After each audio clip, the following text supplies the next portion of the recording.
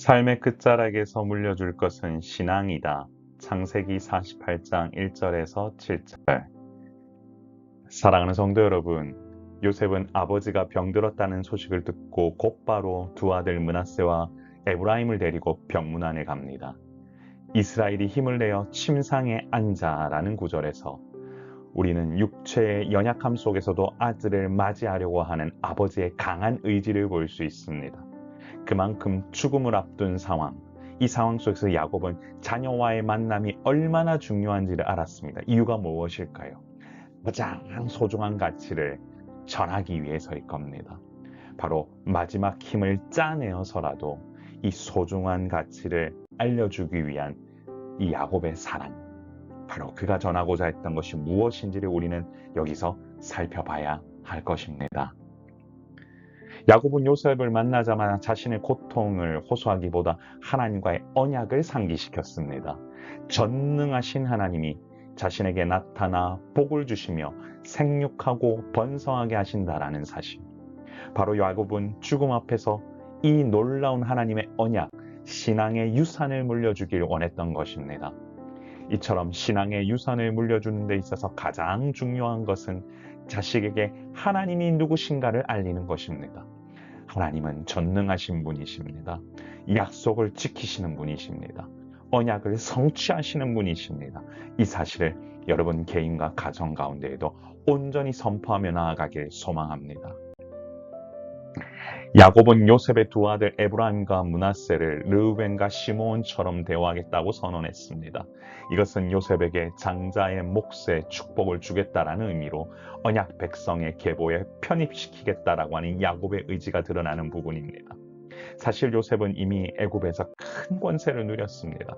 그러나 언약 백성의 계보에 들어가는 것보다 큰 축복이 없음을 알았던 거죠.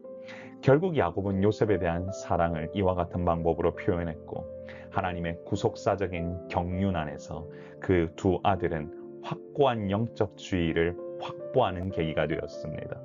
그러므로 택한 백성으로 자라는 것보다 중요한 일은 없습니다. 하나님의 백성이 되는 순간 하나님께서 주시는 놀라운 복을 누리게 되며 믿음 안에서 우리 모두는 이와 같은 온전함을 누리게 됩니다. 그래서 복음을 증거하고 그들에게 나아가 세례를 주라고 하셨던 그 놀라운 일들을 우리가 감당해야 됩니다. 바로 이 사실, 이 놀라운 사실을 우리는 늘 되새기며 복음을 선포하고 그리고 수호하고 제자도를 전할 수 있는 우리 모두가 되길 소망합니다. 야곱은 마지막으로 사랑하는 아내 라헬에 대한 기억을 나누었습니다. 라헬은 야곱을 따라오던 중 가나안 땅에서 죽음을 맞이하게 됐는데요. 당시 야곱은 라헬을 에브라길에 안장시킵니다. 야곱은 이 이야기를 요셉과 나누며 비록 지금은 애굽 땅에 있지만 자기 자녀들이 가나안 땅에 대한 언약 소망을 이어가고자 하는 아비아의 마음을 알아주길 바란다는 것을 전합니다.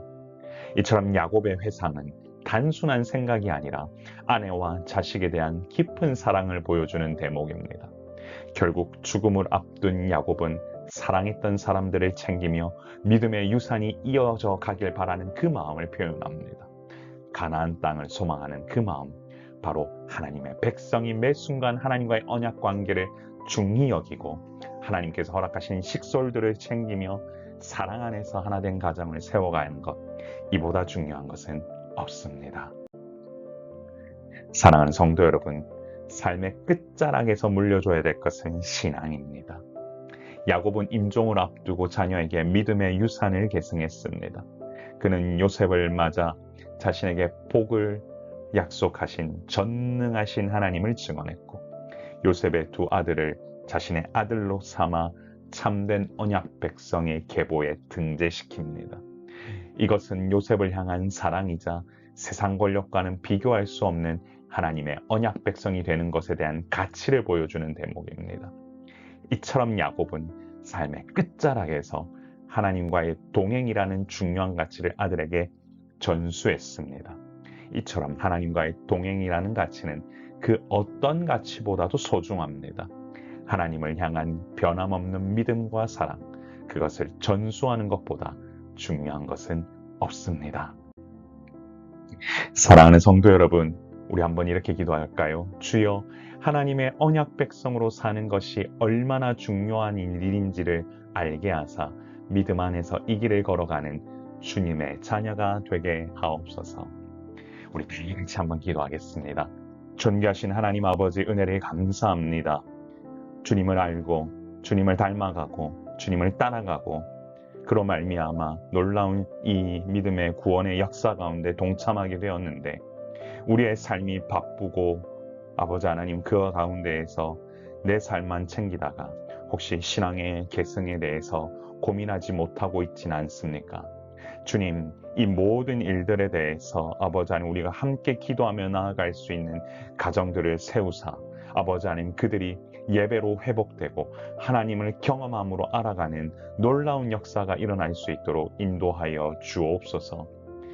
이 사랑의 샘물교회가 신앙의 세대 계승을 이루는 진원지가 되길 원합니다. 주님, 이곳 가운데 축복하여 주시고 이곳에 오는 모든 자녀들이 하나님 나라에 대한 소망함으로 아버지 하나님 다음 세대를 향한 놀라운 역사를 이루는 아버지 하나님 믿음의 아버지 하나님 씨앗들이 되게 하여 주사 그들이 나중에 장차 열매 맺어 나아갈 때 놀라운 일들을 감당할 수 있도록 인도하여 주옵소서.